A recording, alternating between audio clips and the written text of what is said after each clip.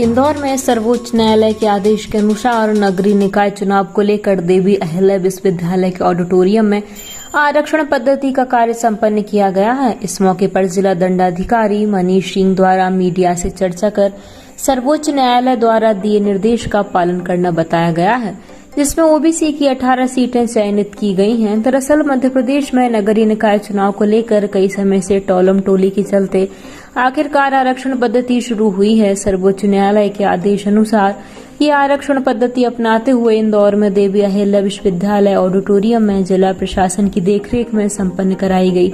इस मौके पर कलेक्टर मनीष सिंह का कहना था कि अनुसूचित जनजाति व जाति के आरक्षण को यथावत रखा गया है। केवल सर्वोच्च न्यायालय के आदेश के अनुसार ओबीसी वालों को आरक्षण किया गया है। उन्हीं आरक्षित वार्डों में फेरबदल किया गया है। नगरीय निकाय चुनाव में 50% महिलाओं का आरक्षण होता है, लेकिन इससे पहले ओबीसी का आरक्षण किया गया और उसके बाद महिला के वार्डों का आरक्षण किया गया है। पिछड़ा वर्ग आयोग की अनुशंसा थी और गवर्नमेंट के आंकड़ों के अनुसार 18 सीटें हैं। पहले 50% से कम ST/SC का आरक्षण होता था और उन पर 25% ओबीसी आरक्षण हुआ करता था, लेकिन सर्वोच्च न्यायालय के आदेश के अनुसार वार्ड आरक्षण में फेरबदल किया गया है, जिसमें कुल ओबीसी की 18 सीटें चयनित हुई हैं, जो कि पहले से कुछ कम हुई हैं। इंदौर से संवाददाता सैयद नजीब की रिपोर्ट।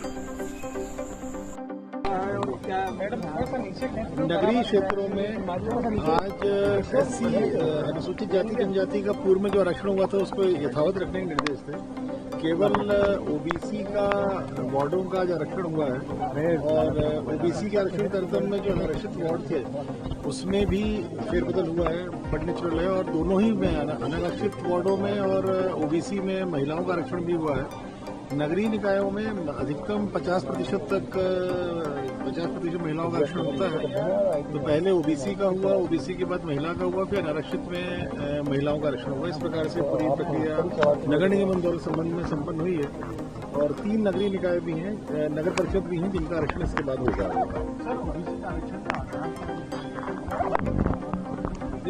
जो पिछड़ा वर्ग आयोग की जो अनुशंसा थी उसके तहत जो आंकड़े हम लोगों को गवर्नमेंट से आए थे उसको आधार लेकर के 18 सीटें जो हैं वो ओबीसी के लिए आरक्षित ओबीसी के लिए। हाँ, पिछली बार से कुछ पहले जो नियम थे उसमें 50% से कम जब SC/ST का आरक्षण होता था तो अगर मान लीजिए कि SC/ST का आरक्षण 48% 45% भी जा रहा है तो फ्लैट 25% ओबीसी आरक्षण हुआ करता था।